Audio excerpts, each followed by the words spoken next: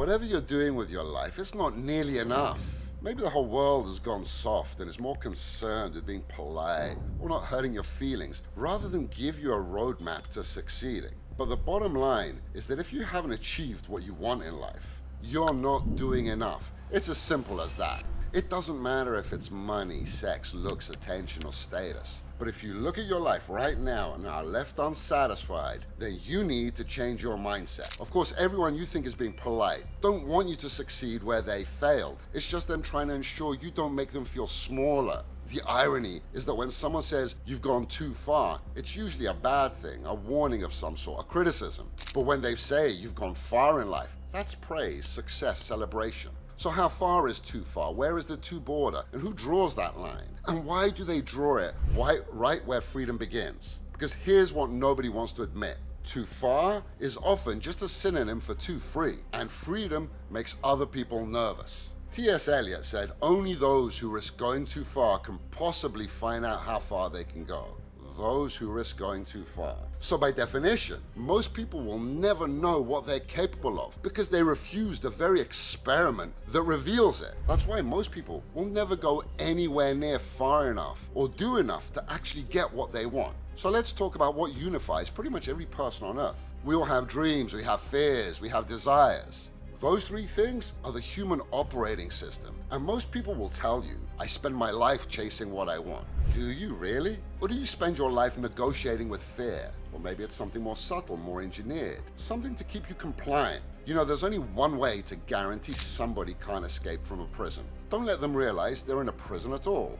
Welcome to the Matrix. Well, I'm here to free your mind and show you that you don't need to wear those silk handcuffs. Here's what makes me a little different from most other people. Just like you, I've had dreams, most of them pretty extreme, but I've managed to realize every dream I've ever had. I've made millions, I've had mansions next door to presidents, yachts docked next to billionaires, and jets to take me wherever I want, when I want. I've had supercars and status, sycophants and sex parties. I've lived it all. Every childhood dream has been dragged out of my imagination and forged into reality, where dreams stop being cute and start becoming expensive. People hear that and think it sounds like a pleasant achievement. Well, it is, and it isn't, because dreams are not pure fantasies. Dreams come packaged with nightmares, and you don't get to pick. It's a full-blown Forrest Gump box of chocolates. You never know what you're gonna get. So yeah, I've lived the fantasies, and I've endured the nightmares. But here's the benefit of doing it for real. It forces you to face your fears whether you like it or not. Not the theoretical ones you talk about in cafes, the real ones. Short of terminal cancer, I've danced with them all. The conventional fears like losing everything, having no money for food, rent, survival. But then there's the existential ones, being kidnapped, being killed, exiled, sexually abused. And what I learned is something most people will never learn because they refuse the unpleasant lesson. The pleasure and meaning you get from realizing your fantasies is almost always greater than the terror facing your fears. On balance, it's a great friggin' deal. So is fear what stops you? Maybe. But most people don't even make it that far. Most people's dreams get converted into an abstract vision, a mirage, a shiny thing on the horizon that keeps you walking but never arriving. Because if you let someone catch what they're chasing, they stop running. And a society built on productivity doesn't like citizens who stop running. That's not good for morality's hamster wheel. So ask yourself this, are your dreams really beyond your grasp? Or have you been programmed to believe they are? Is that why you never push yourself far enough? Do you doubt that you can actually catch it? Because that's the perfect engine by which to control a population.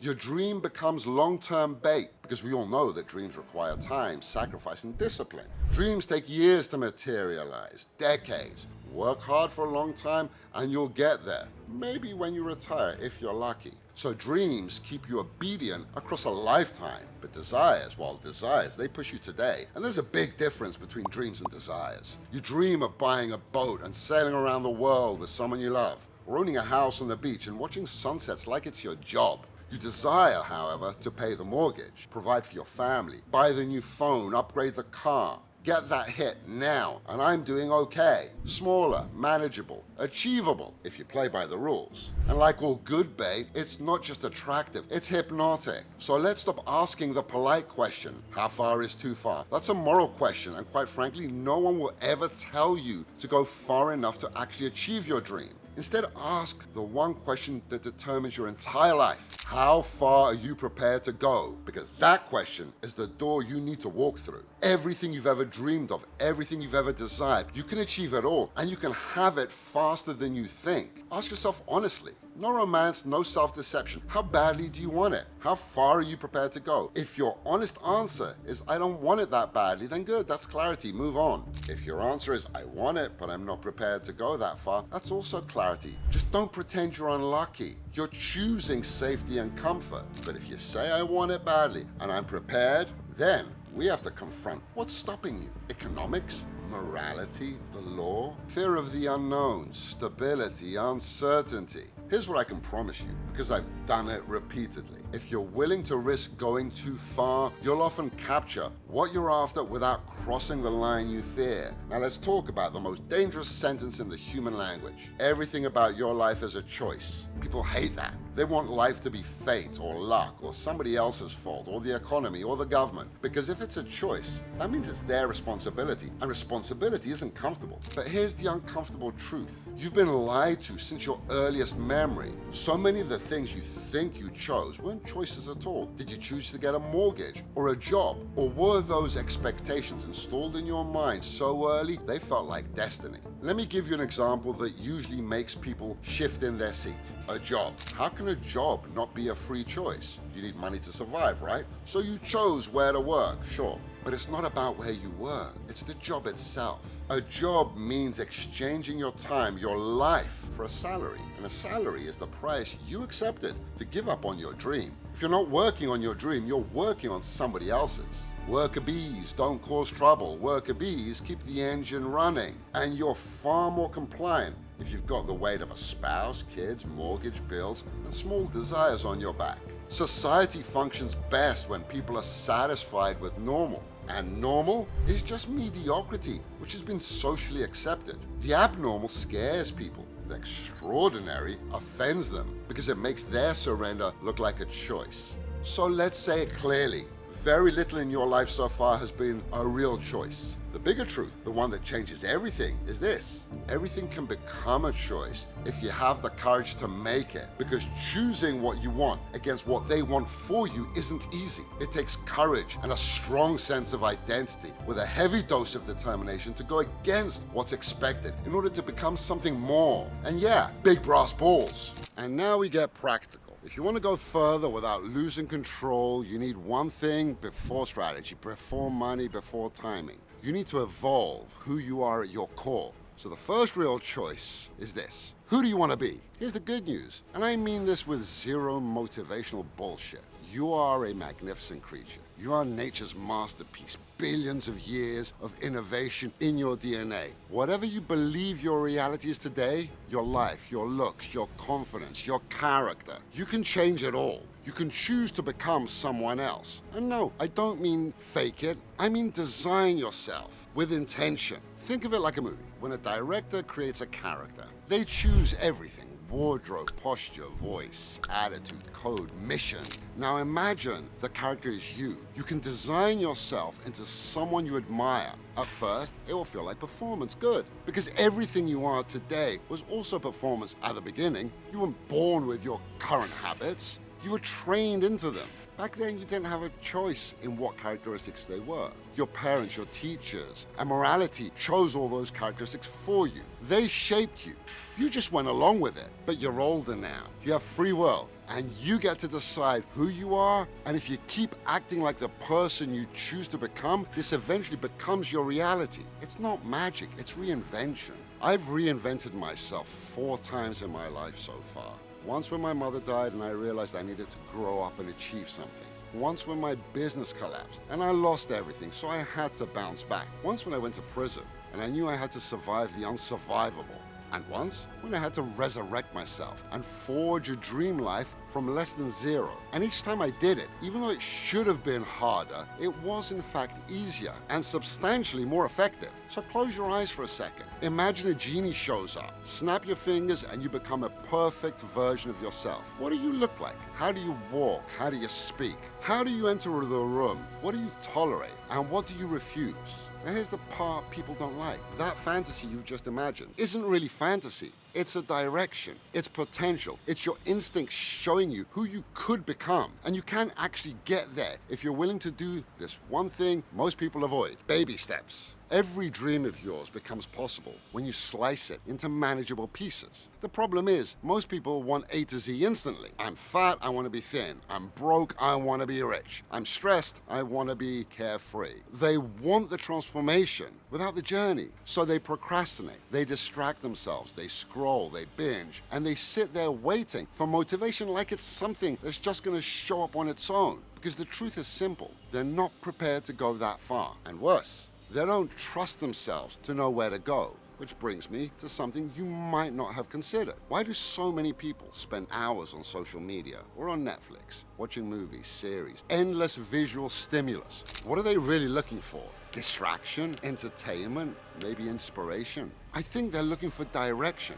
And if you're looking for direction, it means you're lost. A society that wants you compliant benefits from you being uncertain. Because if you have your own direction, you're harder to control. If you had clear personal mission, you wouldn't be waiting for morality, tradition, or any other people's permission to tell you what to do. There are 3 reliable ways to get attention from the world. Be exceptional at anything and people will admire you. Be infamous, people will be fascinated by you. Or be a victim and people will sympathize with you. And being a victim is the easiest. That's why victimhood spreads so easily. It pays in attention, but it also pays in excuses. It pays in moral immunity. Now, before you think that's easy for you to say, let me make something clear. I've been through things that would give most people lifelong membership to despair. I've been sexually abused as a kid. I've been kidnapped, stabbed, beaten, held by pirates. I've watched death take my mother, then my woman, then my bestie, then my brother-in-law, then my stepbrother. I've lost my wife and my child. I've lost everything I ever owned. Won it back and then lost it all over again. I've scraped for food, lived decades in places where danger is served 3 times a day. I've lost the will to live and stood on the very brink, staring into the void and had it stare back at me. On paper, it's a brutal story, but I never accepted victim as my identity because victimhood would make me weaker, smaller, and I refused to become smaller than what I chose to be. Instead, I did something that sounds insane until you try it. I used the Hollywood method. When the mind is under extreme stress, it can panic, it can freeze, it can disassociate and pretend nothing happened, or it can split into several pieces, by which time you're ready for meds a la carte at the funny farm.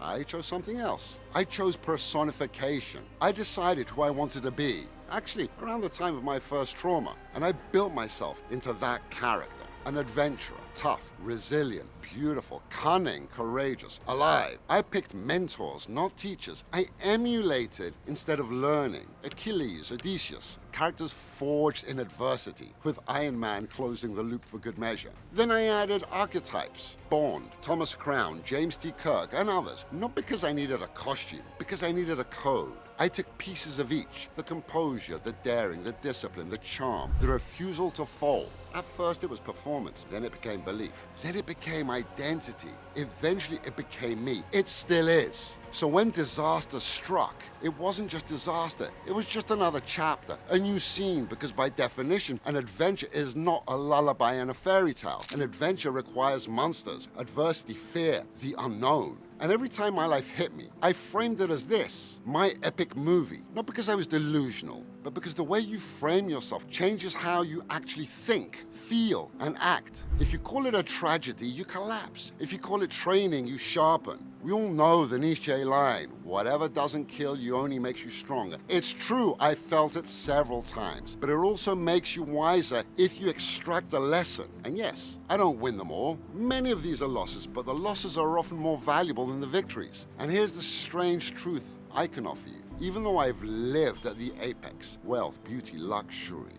health, experiences that people can only see on screen, some of my worst moments made me feel the most alive. And once I beat them, those worst moments became the most valuable. Because when you can survive something that could have ended you, your nervous system stops playing small. It remembers what matters. Now, some therapists will tell you that's just not a healthy way to be. That's fine. Everyone has an opinion. And when somebody has walked my path, survived it, then thrived, and stayed happy along the way, then I'll take their opinion seriously. Until then, it's academic. And real life isn't a textbook. So now we arrive at the only question that matters. How far are you prepared to go to achieve your dream, to fulfill your desires, to find freedom, to build happiness, to live life at full volume? Where do you want the adventure to take you? Once you know that, you prepare for the voyage the only way that works. You decide who you're going to be on this journey. Then you take that first baby step. Planning is nice, but all great plans collapse at first contact with the enemy. People will doubt you. Systems will resist you. Your own habits will pull you back like gravity. Be prepared, pivot, be determined.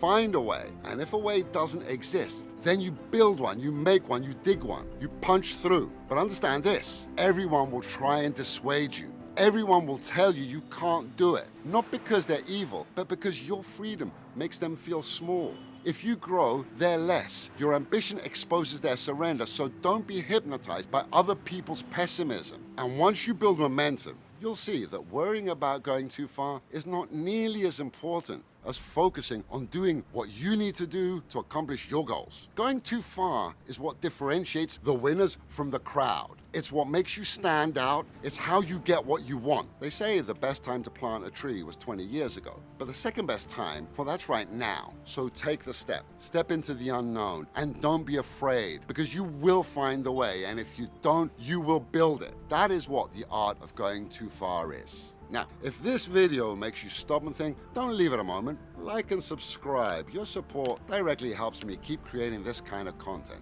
and keep raising the level of the conversation. Most people consume ideas and move on. The people who change their lives are the ones who actually come back, study the message, and then do actually apply it. If you want more videos that challenge the way you think and push you to act, support the channel. See you in the next video.